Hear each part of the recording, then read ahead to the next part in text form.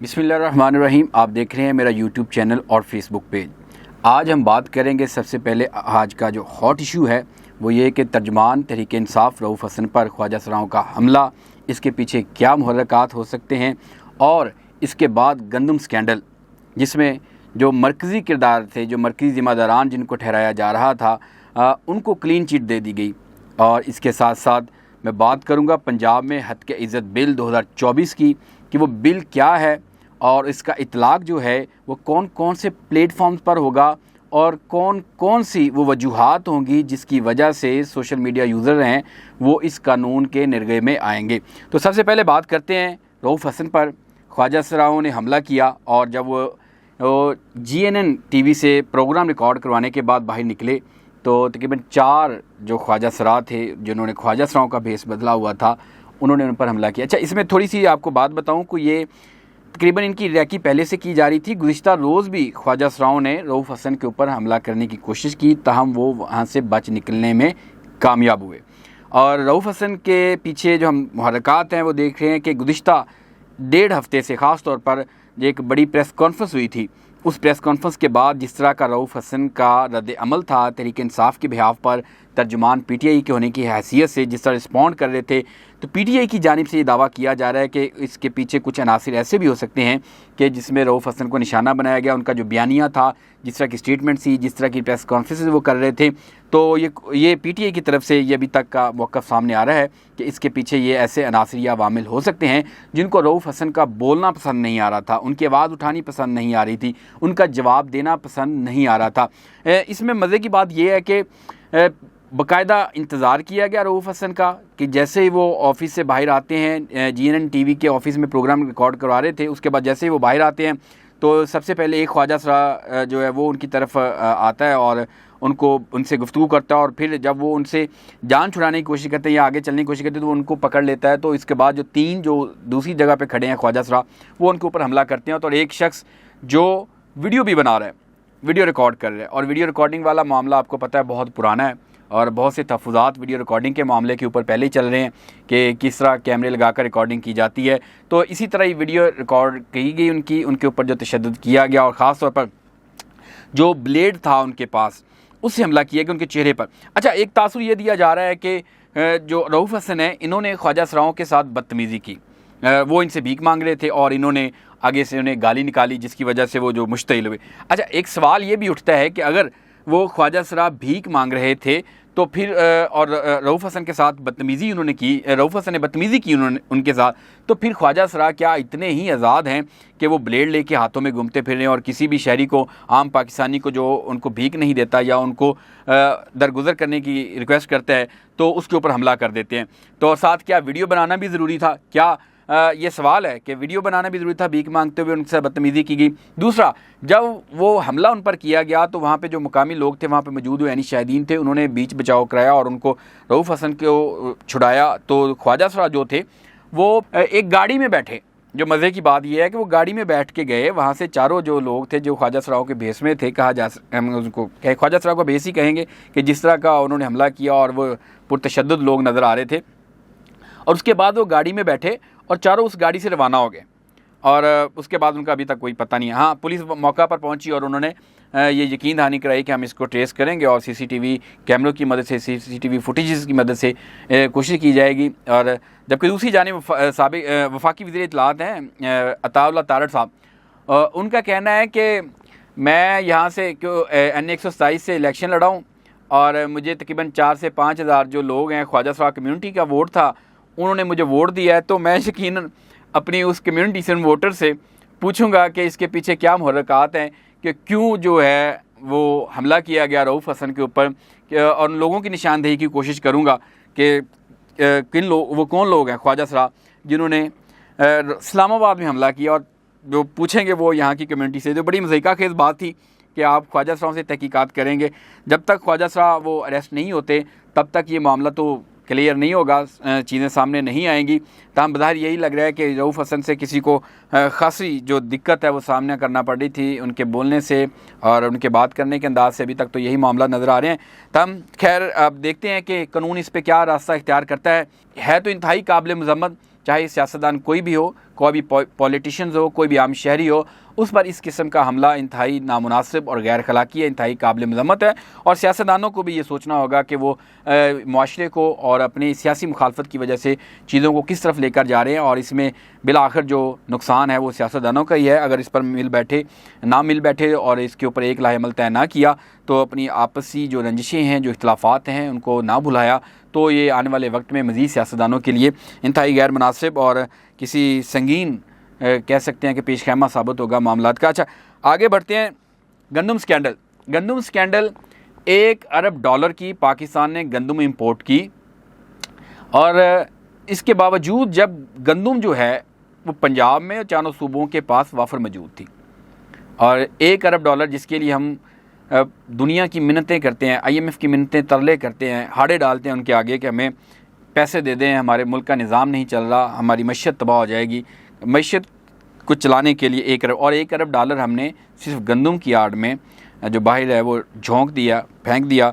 और इसके बाद एक कमेटी का तयन किया गया था, कमेटी बनाई गई थी वज़ीर-ए-आज़म की जानिब से कि जो गंदम स्कैंडल है कि किस तरह इतना ज़ख़ीरा होने के बाद, स्टॉक हमारे पास मौजूद है, उसके बावजूद जो गंदम मंगवाई गई, इसका तयन किया जाए कि इसके मेन करैक्टर्स कौन हैं। अच्छा, उसमें निगरान वज़ीर-ए-आज़म अनवारुल्लाह काकड़ साहब, वो और सूबाई वज़रा निगरान ख़ास तौर पर पंजाब, जिनके पास गंदम पहले ही मौजूद थी, और 4 मिलियन मेट्रिक टन गंदम मौजूद थी पंजाब गवर्नमेंट के पास, जिसमें से सिर्फ़ और सिर्फ 1.7 मिलियन मेट्रिक टन यानी कि 17 लाख मेट्रिक टन जो टन है वो रिलीज़ की गई। बाकी तकरीबन 23 लाख टन के करीब गंदम मौजूद थी। उसके बावजूद पंजाब हुकूमत जो निगरान सेटअप था उस वक्त, उन्होंने ये गंदम जो है इंपोर्ट की। इसकी इंक्वायरी के लिए कमेटी बनाएगी। अब बज़ाहिर सभी जानते थे कि अगर तो बात आ जाती है ज़िम्मेदारान के हकीकी तयन की कि वो कौन लोग जो हैं इसके ज़िम्मेदार हैं, तो फिर आपको पता है कि यहाँ पे आके पर सबके जल जाने थे। और वैसा ही हुआ, जो लोग क्या सराइयाँ थी, जो गुमान किए हुए थे और लोगों के गुमान के ऊपर पूरा उतरा गया, उनके गुमान को मुकम्मल किया गया। वो इस तरह जी रिपोर्ट आई जो वज़ीर-ए-आज़म के पास, और वज़ीर-ए-आज़म साहब ने जो सारी ज़िम्मेदारी है जो इस स्कैंडल की, इस गंदम मंगवाने की, वो डाल दी जी सरकारी अफसरान के ऊपर, कि सरकारी अफसरान के कहने के ऊपर जो है गंदम इंपोर्ट की गई। अब उस 4 सरकारी अफसरान हैं जो, और 3 मरकज़ी मुलजिम करार दिए गए हैं, और उनको $1 अरब का बेड़ा गर्क करने की ज़ुमरे में, या उनके कह लें कि मर्तकिब करार पाने के बाद सिर्फ क्या किया गया है, उनको मुअत्तल कर दिया गया। सिर्फ मुअत्तल किया गया। $1 अरब जिसके लिए पाकिस्तान दुनिया के आगे घुटने टेक देता है, और अपने लोगों के लिए जो IMF की शराइत होती हैं वो पूरी करता है, अपने लोगों के लिए मुसीबत और का बायस बनती है उनकी शराइत पाकिस्तानियों के लिए। उसमें क्या किया जी, साबिक वफाकी secretary national food security Mohammad Asif साहब, इनको मुअत्तल किया गया है, और DG प्लांट प्रोटेक्शन जो है आबद साहब, इनको मुअत्तल किया गया। और उसके बाद फूड सिक्योरिटी के कमिश्नर हैं डॉक्टर वसीम, और डायरेक्टर जो हैं उनको मुअत्तल किया गया सेल साहब को। और सारी ज़िम्मेदारी इन 4 अफसरान के बाद, इनके ऊपर डालने के बाद क्लीन चिट दे दी गई अनवारुल्लाह काकड़ साहब को, निगरान सेटअप को, मोहसिन नकवी साहब को, उस वक्त जितनी वज़रा थे, सूबाई हुकूमतें थी उनको। अच्छा, इसमें मज़े की बात यह है कि जब गंदम इंपोर्ट करनी होती है तो जो सूबाई हुकूमतें होती हैं वो अपनी रिक्वायरमेंट बताती हैं कि हमें इतनी रिक्वायरमेंट है, चाहिए इस हिसाब से, इतनी फूड कंजप्शन है हमारी गंदम की, तो उस हवाले से गंदम इंपोर्ट की जा सकती है। और इसमें सारा ज़िम्मेदार जो हुकूमतें होती हैं उसको निकाल दिया गया, हुकूमतों के जो ज़िम्मेदारान थे, और सिर्फ जो सेक्रेटरीज़ हैं या ब्यूरोक्रेसी है उनको बली का बकरा बनाया गया। और उसके बाद आपको पता है मुअत्तल किया गया। मुअत्तल होने के बाद क्या होगा? मुअत्तल होने के बाद कुछ देर के लिए, अरसे के लिए, 1 माह, 2 माह, 3 माह, 4 माह के लिए मुअत्तल होंगे। उसके बाद दोबारा फिर उसी मराद के ऊपर, उसी ओहदे के ऊपर, उसी डेजिग्नेशन के ऊपर वो काम कर रहे होंगे। और $1 अरब जो ज़ाया किया गया वो हड़प हो गया, और वो खाया पिया, हज़म किया, गिलास तोड़ा 12 ने। और ये पाकिस्तानियों के साथ किस तरह जुल्म हो रहा है, किस तरह वसाइल का बेदरेग इस्तेमाल किया जाता है, नुकसान पहुँचाया जा रहा है मईशत के लिए। इस तरह के और भी बहुत से स्कैंडल्स और भी बहुत से मामला अभी आपके सामने। गंदम इंपोर्ट की है, और अब हम चीनी के एक्सपोर्ट का काम करेंगे, और बहुत सारी चीज़ें और भी सामने आने वाली हैं। चीनी इंपोर्ट का भी आपके सामने मामला आएगा, और उस देखेंगे वो भी कितना बड़ा स्कैंडल है कि अपने मुल्क में चीनी मौजूद होने के बावजूद किस तरह हम लोग मुल्क के साथ बेड़ा गर्क कर रहे हैं इस मैशत के साथ। अच्छा चलें आगे बढ़ते हैं। ये थी कुछ हक़ाइक़ जो आपके सामने रखे। अब आ जाते हैं सबसे बड़ा इशू जो है कि इस वक्त सिर्फ़ और सिर्फ इस कौम के पास, इस पाकिस्तान के अवाम के पास एक चीज़ है, वो ये है कि ये बोलते हैं, सिर्फ अपनी ज़ुबान से इज़हार कर सकते हैं गमी खुशी का, मसाइल का, प्रॉब्लम का, जिस चीज़ से तकलीफ़ होती है उसको बयान करते हैं। और उसको भी ख़त्म करने के लिए अब एक पंजाब में नया कानून पास किया गया है। गुज़िश्ता रोज़ वो टेबल किया गया पंजाब असम्बली के ईवान में और उसके ऊपर वोटिंग भी करा ली गई, वोटिंग करा के उसको पास भी कर दिया गया। अच्छा, बहुत सारे चीज़ों का लोगों को अंदाज़ा नहीं है कि ये है क्या कानून। ये कहा जा रहा है कि ये कानून सहाफ़ियों के लिए है, और सहाफ़ियों के लिए जो लोग सोशल मीडिया यूज़र हैं, जो जिनको समझ नहीं है, तो थोड़ा सा आपके रखूँ, ये कानून सहाफ़ियों के लिए नहीं, सहाफ़ियों के लिए पहले भी बहुत से एक्ट बने हुए हैं। सहाफ़ियों के लिए पीका एक्ट है जिसमें सहाफ़ियों को नरगे में लाया जाता है, और इसी तरह डेफेमेशन का केस पहले भी है, हद के इज़्ज़त का 2002। और ये पंजाब में कानून लाने की वजह क्या है? अच्छा, इसमें चंद जो अहम पॉइंट्स हैं मैं आपके सामने रखता हूँ कि एक तो ये है कि अगर आपके ख़िलाफ़ कोई पिटीशन दायर की गई है कि आपने कोई, अच्छा इसमें ये सोशल मीडिया के जितने प्लेटफॉर्म्स हैं, ट्विटर है और यूट्यूब है, फेसबुक है, इंस्टाग्राम है, दीगर जितने प्लेटफॉर्म्स हैं, अगर आपने किसी की मीम्स बनाई, यानी कि किसी की आपने पंजाबी का शुगर मेला लाया, किसी के चेहरे को बिगाड़ दिया, किसी का आपने कमेंट ऐसा कर दिया, कि पोस्ट ऐसी कर दी, तो आपके ख़िलाफ़ केस फाइल होगा। और केस फाइल करने वाला जो है वो आपके खिलाफ जस्ट एक पिटीशन दायर करेगा। उसके बाद आपको उस केस का हिस्सा बनने के लिए आपकी जेब में 50,000 रुपये होना ज़रूरी है।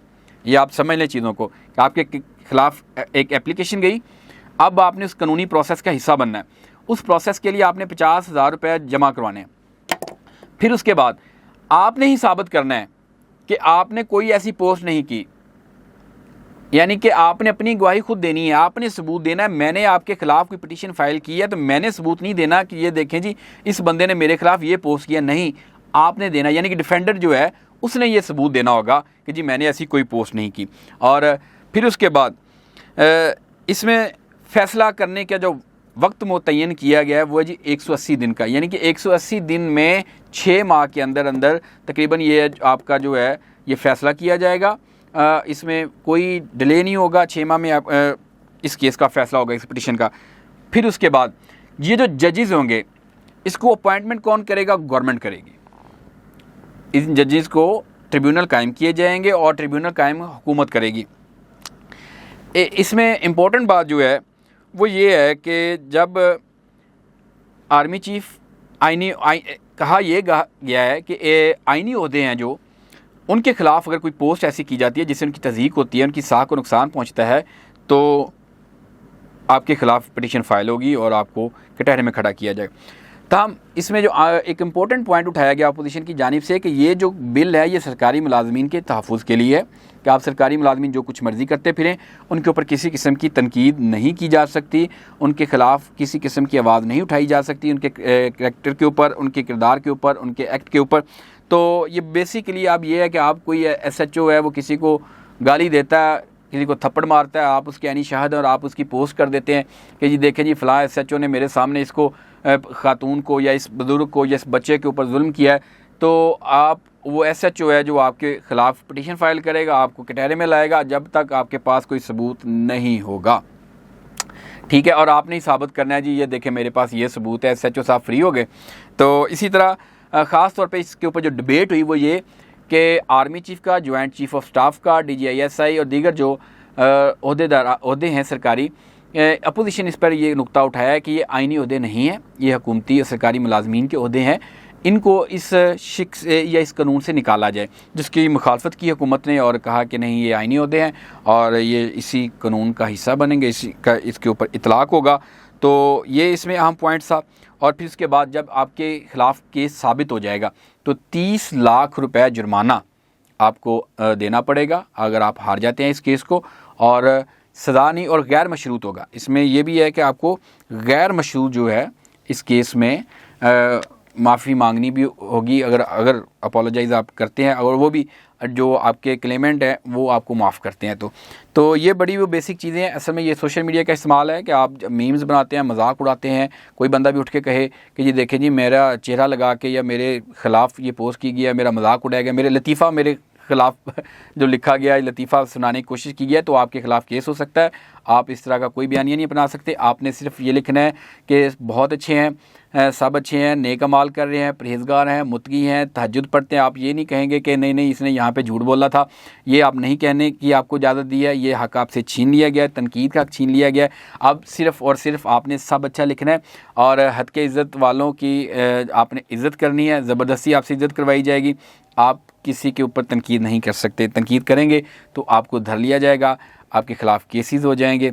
और इसके बाद एक मुख्तसर सा कि आज टेरियन वाइट केस हुआ और जिसके ऊपर 3 रुकनी बेंच थे, जिसमें जस्टिस तारिक महमूद जहांगीरी, जस्टिस अरबाब मोहम्मद ताहिर और जस्टिस समन रिफ़त इम्तियाज़, उन्होंने इसको नाकाबिल समाअत करार दिया। इससे कबल 2023 में भी इसको नाकाबिल समाअत करार दे के इस एप्लीकेशन को रिजेक्ट कर दिया गया था। फिर उसके बाद ये आज दोबारा इसकी समाअत हुई तो इसको दोबारा नाकाबिल समाअत करार दिया गया। एक अहम पेशरफ्त यह है कि अब ये केस जो है सुप्रीम कोर्ट में जाएगा और सुप्रीम कोर्ट में अब देखते हैं क्या बनेगा। सुप्रीम कोर्ट का जिस तरह का माहौल है।